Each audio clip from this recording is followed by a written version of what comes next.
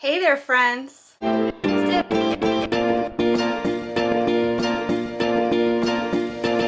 My name is Desiree, aka Momma Friendly, and I'm trying something a little different this year when it comes to our homeschooling. All of the main information is going to be found in the very first video of this series, which I'll link up here in case you've missed it. But the Cliff's Notes version is that I've been homeschooling my son his entire life. He's 9 years old and on the autism spectrum. He has nonverbal autism along with a few other medical diagnoses. My son also has a complete and absolute undying love for all things Disney, much like his mama. So this year I thought it would be fun to give our unit studies a little bit of a Disney twist. So every 2 weeks this year we're going to start a new unit study based on a Disney ride, movie, character, etc. We're going to be doing our academic work around that theme, but also at least one cooking activity and at least one art activity. So in these videos, I want to show you guys some of the things that we do to fit the theme, and I have a Pinterest board pertaining to each of the themes. And so along with every single one of these videos, there's going to be a link in the description box to that particular theme's Pinterest board.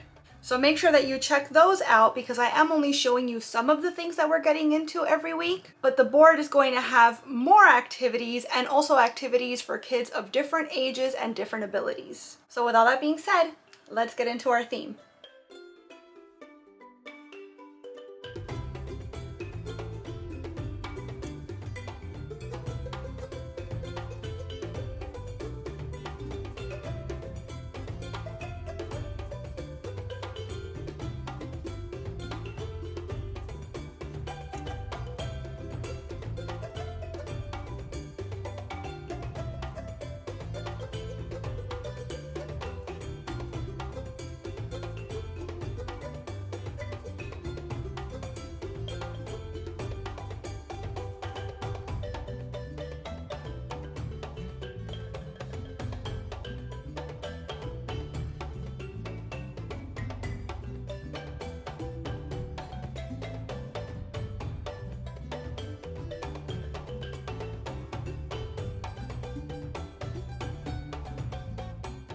Ta-da! You did it! Good job! So whenever we do these Disney themed videos, I like to include either resources or ride-through videos where you can see where each of these characters or movies are represented across the world on all of the Disney properties. For Lilo and Stitch, I could only find one example. I don't know if maybe at Disney's Aulani there might be more. I know that you could meet Stitch as a character during the character breakfast at Ohana for a while, but thanks to COVID, character meet and greets during meals are not really a thing right now. So this is Stitch's Great Escape. And unfortunately, as of July 2021, this ride is permanently closed. It was at the Magic Kingdom at Disney World, and it took the place of a ride that I really loved, which was Alien Terrestrial. I think that's pronounced correctly. But the Alien ride was really scary. Maybe too scary for Magic Kingdom. So it was replaced with a very similar ride. Actually, they basically just kind of rethemed it. It's kind of the same ride.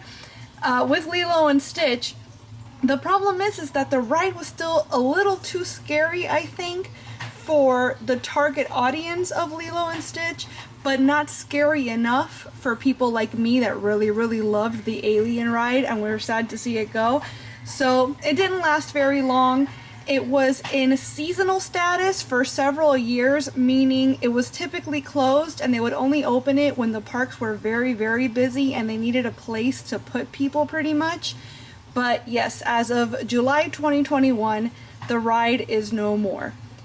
That being said, if you'd like to watch a point of view ride through for this, I will post a link in the description box of this video so you can check it out. I didn't hate the ride. It wasn't a bad ride necessarily, but I did always compare it to the Alien ride, which I much preferred. So there's that. And here's another video that I'm gonna go ahead and link down below in the description box. This is what I was just telling you about, that when you could do a character meet and greet breakfast at Ohana, which is at the Polynesian Resort, you could meet Lilo and Stitch. Here's Lilo right here, and you could see Stitches in the background.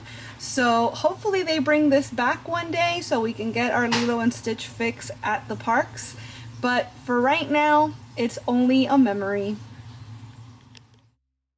And speaking of Lilo and Stitch at Ohana, what a perfect segue. I thought it would be fun to feature recipes this week from the breakfast at Ohana where you can have your character meal with Lilo and Stitch. So we're gonna make Tonga Toast today, and we're gonna obviously make a gluten and dairy free version. In case you're new, we are gluten and dairy free. So every recipe I make in these Disney homeschool videos follows that same guideline. Tonga Toast is basically a banana stuffed French toast that's rolled around in cinnamon sugar. So as you can see, the very first thing I'm gonna do here is take a pan, a skillet, and I'm going to melt some coconut oil in it and warm it up while I get everything ready so that we can fry up our French toast. So as you can see, I've got 2 bowls here. My son is helping me make the cinnamon sugar in the smaller bowl, and in the slightly larger one, I'm gonna make my French toast batter. I didn't really use a recipe for this, I just kind of winged it. But the cinnamon sugar is literally just that, cinnamon and sugar in a bowl to your liking. This is what we're going to roll the finished French toast in before we serve it. So then in this larger bowl, I have some cinnamon, some sugar. I'm gonna put in an egg, and then I'm using this Nut Pods Original Creamer, which is a coffee creamer that's almond and coconut based. But I like it best to bake with because it has the texture and flavor closest to regular whole milk that I've found. So my son is just helping me beat everything together here so that we can use it as a batter for our French toast. I'm making a very small batch of French toast today, so I'm just going to use 1 ripe banana, and I'm cutting it both crosswise and lengthwise. So I'm making 4 like long thin slices of banana. I'm also going to cut our little gluten-free baguettes in half, and I'm going to stuff them with that ripe banana right in the middle.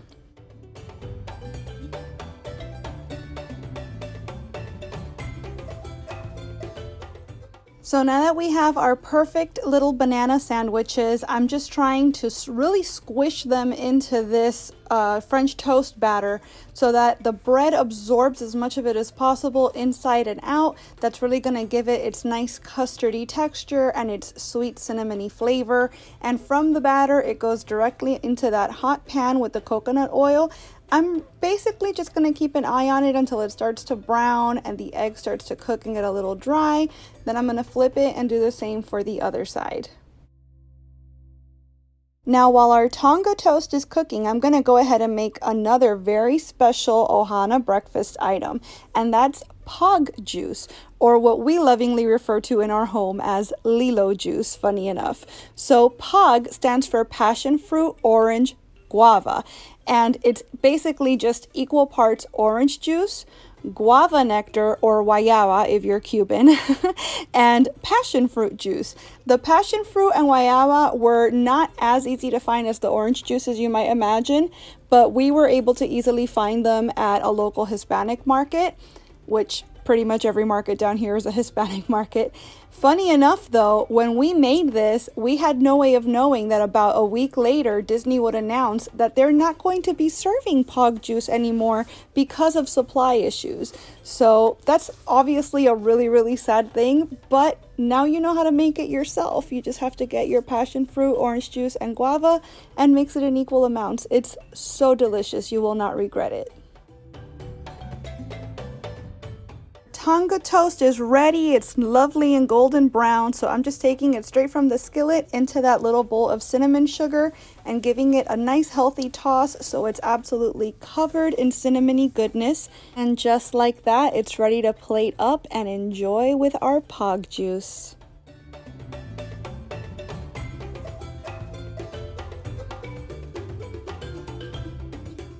And here's Abuela sneaking some juice.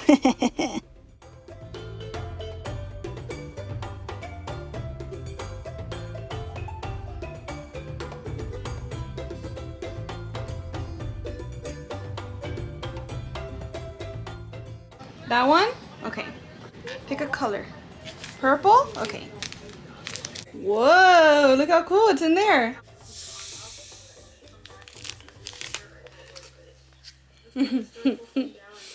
Yellow, pink, orange, or blue? You want yellow?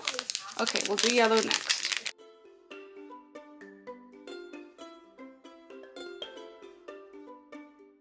Very nice. Look at your art, baby. That's so cool.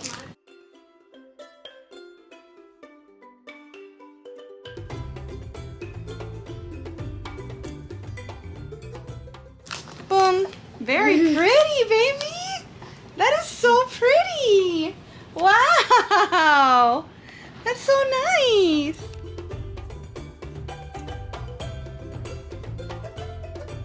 Alright friends, that's gonna do it for our Lilo and Stitch Disney homeschool theme. My son absolutely loved the sand art activity. I was worried that he would find the texture of the sand off-putting, like in a sensory perspective, but he loved the pouring. I should have known. My husband was like, of course he loved it. He's getting to pour stuff and see colors and like, it was a huge hit. If I'd have known that he was gonna love it that much, I'd have done it with him ages ago. My favorite part of the week was definitely the Ohana breakfast. It was so yummy. That POG juice was mwah.